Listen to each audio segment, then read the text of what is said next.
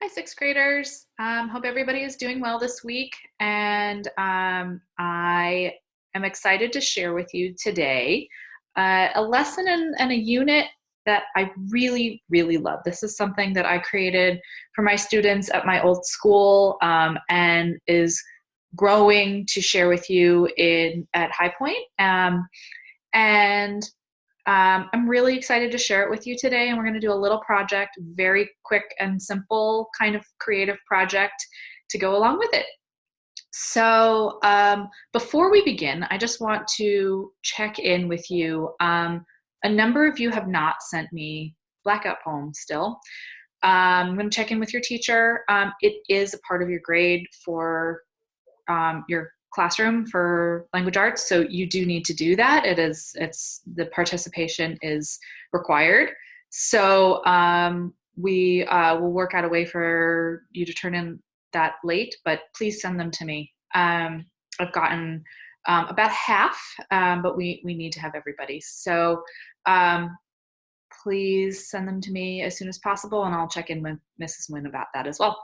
So what we're going to be doing today is I'm going to share a slide presentation with you and about primary sources. Now, in seventh grade, I've talked with the junior high teachers, and they do a lot of work with research involving primary sources. Now, I'm going to get kind of straight into the presentation that I have, because it's really going to explain what a primary source is, how you can use it for research, why it's different from other types of research sources, and why it can be really interesting and fun to get involved with this type of research. Okay, so I'm going to do a little screen share here and present this.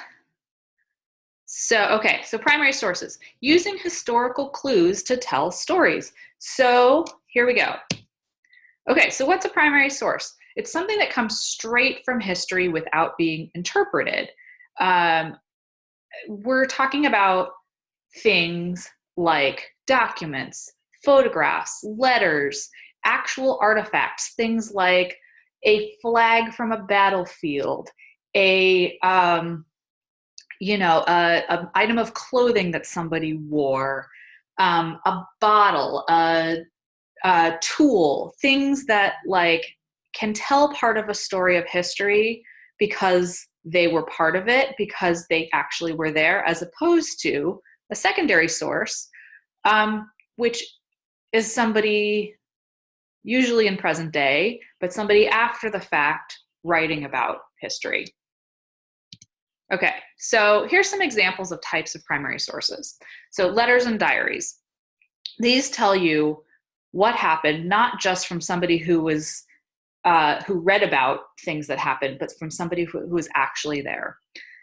So here are a couple of really cool examples I have here. So this is a letter that was written by an 11-year-old girl to President Abraham Lincoln, suggesting, when he was running for president, that he grow a beard. Now, any of you who have seen all of the iconic pictures, even things that are printed on a t-shirt that my 1-year-old son has, what does Abraham Lincoln have? A beard. This tells a story. There's actually a book that was written about this, this episode based on this letter.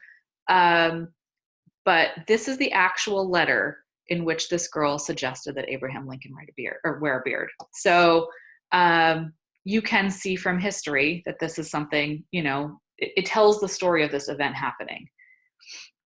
This here is a diary of Joshua Hempstead, one of the Mayflower Pilgrims. So rather than just reading in a book about this is what happened on the Mayflower, you could actually read and touch and feel and see the words of somebody who was actually there. Artifacts. Here's the flag that flew over Fort McHenry in Baltimore, inspired the Star-Spangled Banner. So this was actually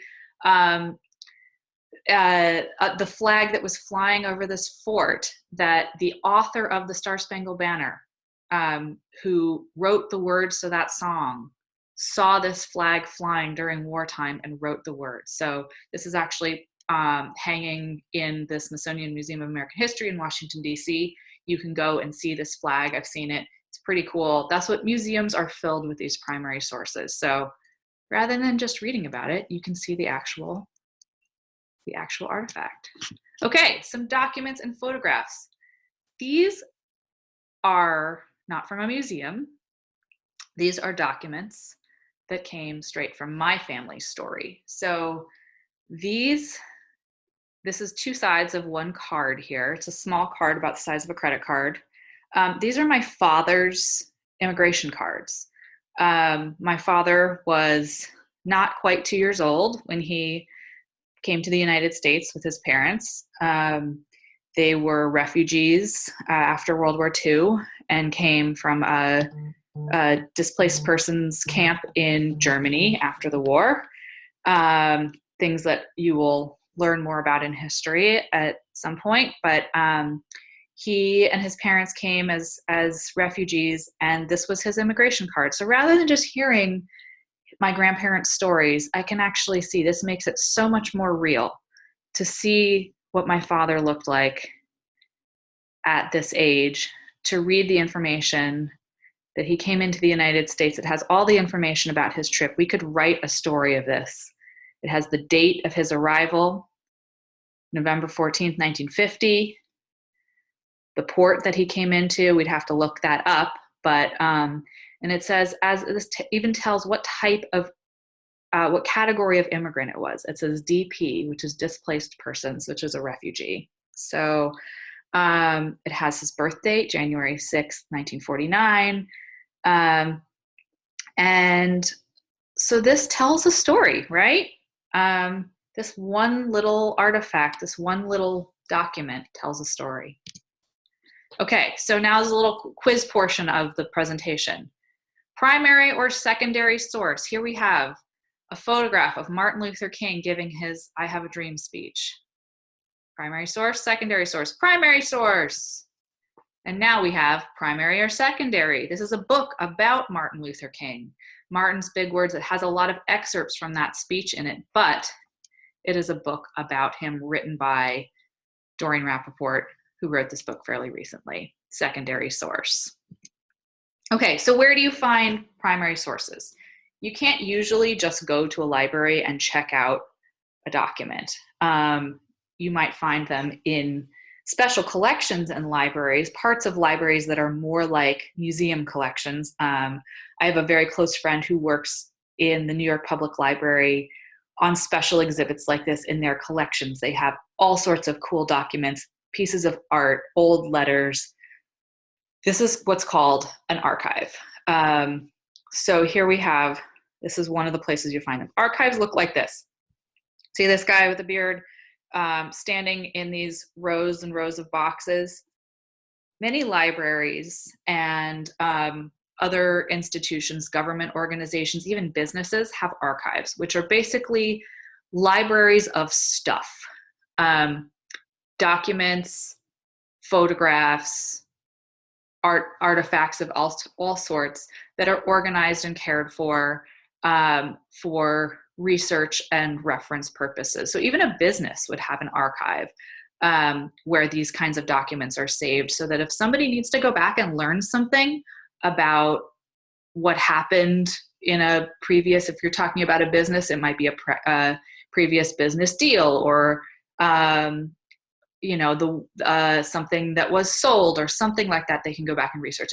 In terms of a historical archive, you might have photographs from a particular time in history. You might have some artifacts from a particular group of people. And these are saved and cataloged and written about so that you can actually go through those boxes and find exactly what you need. Some other place where primary sources live, museums. So when you think about things like that flag that's hanging in the Smithsonian Museum in Washington, you're going to find these primary sources preserved and displayed in museums. Some of them are on display. Some of them kind of live behind the scenes in a museum. And last but not least, places maybe where you'd least expect them. We have primary sources in our everyday lives, right? All of the stuff that we have, all of the evidence of our lives, the letters we write, the notes that we take, the photographs we take, the things that we use every day are primary sources about us and our lives. So when you're talking about things like family history, you have that in your own home, right? You might have a book of photos. You might have a letter from your grandparents. You might have a story that you wrote or a piece of art you did as a child. Those are all primary sources about the story of you. Okay, so we're going to be a history detective here. We're going to look for clues about primary sources and tell a story. So these are actually, we're going to take a look at some documents that come from a museum where I used to work. So these are all documents from a place called the Tenement Museum in New York.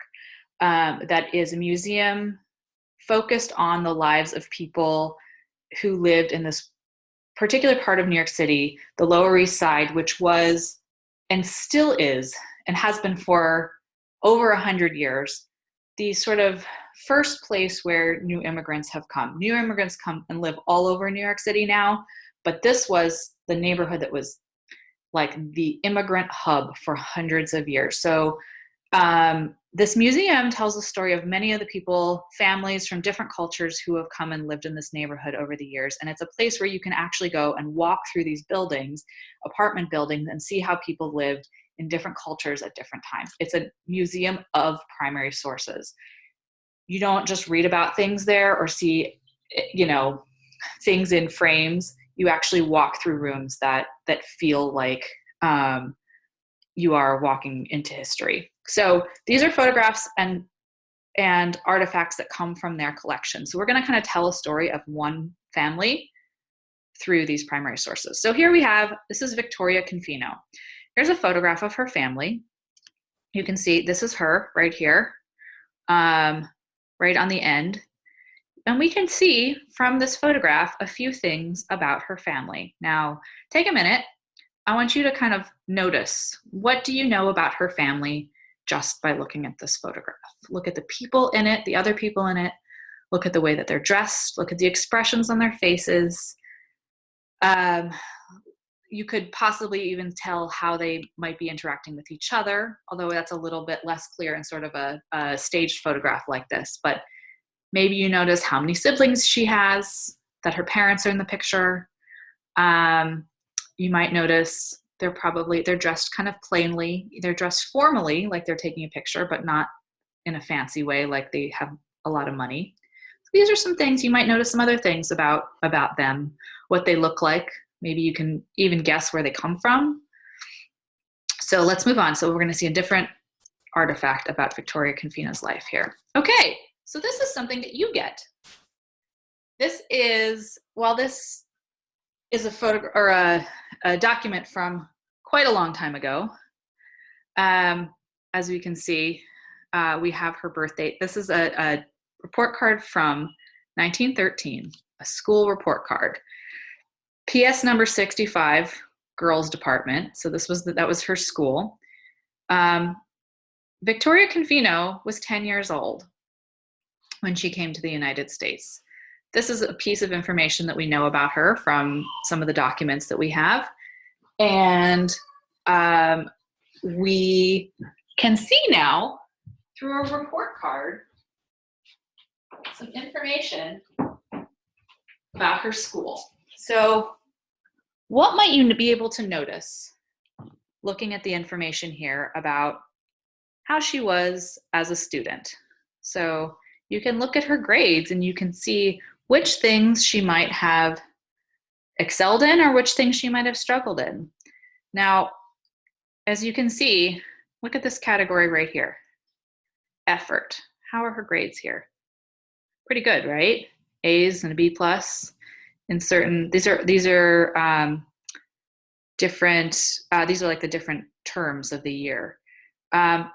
And yet we see, look over here in this category, proficiency. So effort means that she was really putting in a lot of work, right? Proficiency means that she was she accomplishing everything? Was she doing it perfectly? Not really. So if she had just come to the United States, what do you think that would mean, right?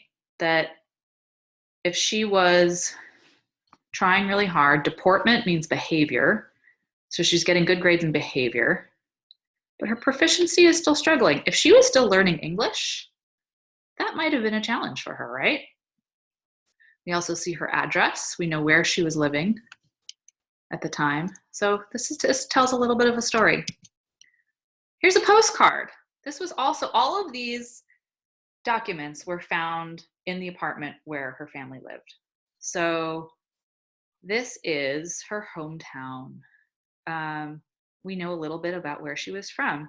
Anybody tell, based on the letters here, where that was? I will tell you, since we're not together. It was in Greece. So her family was from Greece. They came at a time that there was a lot of poverty there. This town in particular was hit very hard. People were not having enough to eat. There was not a lot of work. And they came to the United States seeking opportunity. So if we are able to have the clue about where she came from, this town called Castoria, we could then take that and do more research, right? We could take that and learn, say, oh, okay, now we know where she's from, but we can go and look up what was happening in Greece in 1909, where we see the year right here. And so we have a lot of clues as we look closer and closer at this document.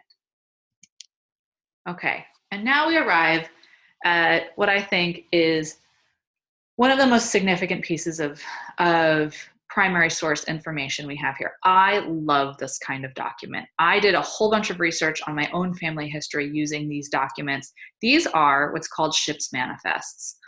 Now, when people come to the United States, they come mostly by airplane or crossing from Central America. They might even come on foot or by car. But back then, when Victoria was coming from Greece, her family came by boat, as did many, many, many people, thousands of people, actually even millions of people at that time. This was during a period in the late 19th century and early 20th century where we had huge, huge waves of immigration coming from mostly from Eastern and Southern Europe, and other parts of the world as well, but from Eastern Europe, from Italy, from Greece, from even parts of the Middle East and Asia. So here is her journey. This was a list of all of the people who were on the ship with her. This is only one page of it. A list like this, a ship's manifest, would be much longer than this. But this is one page that shows, you can see I'm kind of circling with the cursor here, with the with my arrow, you can see the members of her family. So here you see her last name, and here she is. So it doesn't just list the people, but you can see who came with her on the ship. So let's see. Let's take a look. So we have, who else shares a last name with her? We have Victoria. We have Rachel Confino. We have David Confino. We have Saul Confino, and we have Isaac Confino. In addition to their names, it also shows their age. So let's take a look here. This is, if you are able to look really closely, that's the years and months of their age. It says age right here. Rachel Confino was 40 years old. Victoria was 10. David was 8. Saul was 6. And Isaac was just 11 months. Who's missing from that?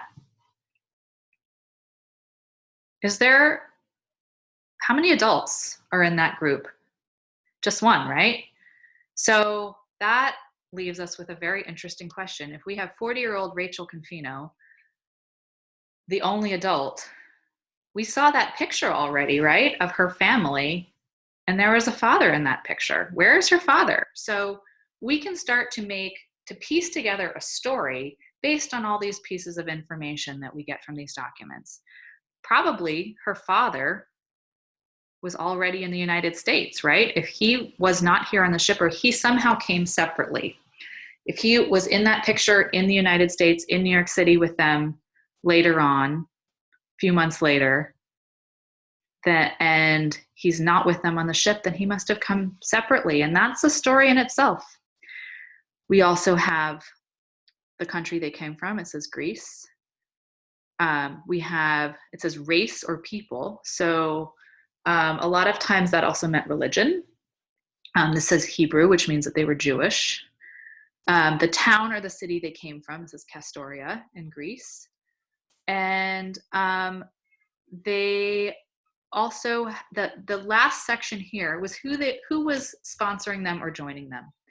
So people coming to the United States then, as many do now, have to have sort of a contact, somebody that they're joining in the United States to say like, okay, this person has somebody who's going to make sure that they have a place to stay and that they can kind of vouch for them.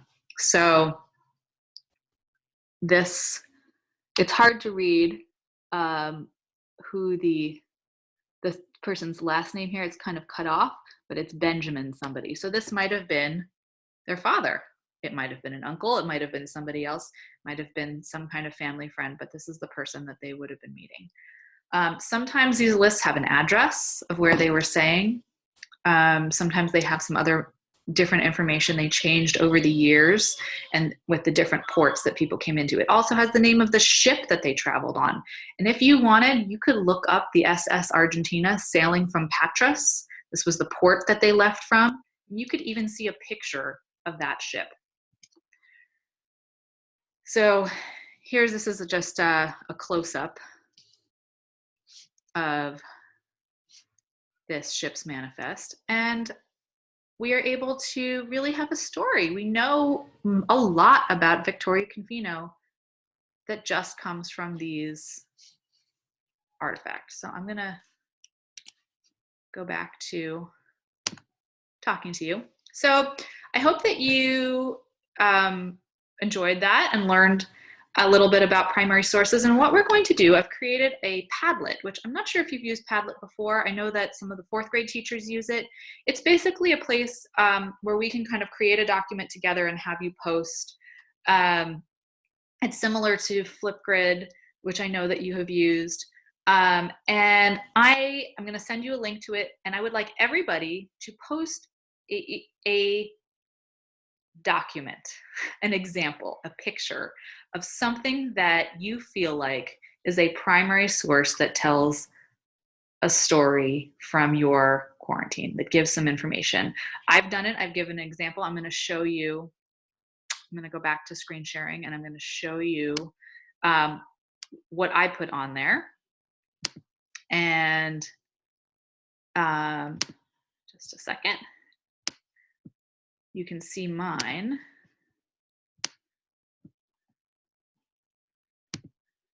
Here we go. So here is, I'll close this part of it so you can see the whole thing. So here is this is the Padlet, the primary sources of a 6th grade quarantine. And here's my post. I brought the library home with me. So you can see what I want is not for you to arrange something. This is not meant to be an art project. This is an artifact. It can be a photograph of something. It can be, you can take a photograph of a document, a picture you drew, a notepad of yours, things that if somebody were to say, I want to know about what the High Point Academy 6th grade class was doing during this portion of history, these are some things that would tell the story. So take a picture, post it up. Don't put anything with personal information that you or your family would not want to be shared. I'm going to be able to sort of approve everything as it gets put up there. But I want to see something from everybody this week. Thank you. If you have questions, check in with me. I'm happy to discuss with you. So yeah, let's get to it. I'm excited to see what you share. Looking forward to it. And I will see you next week.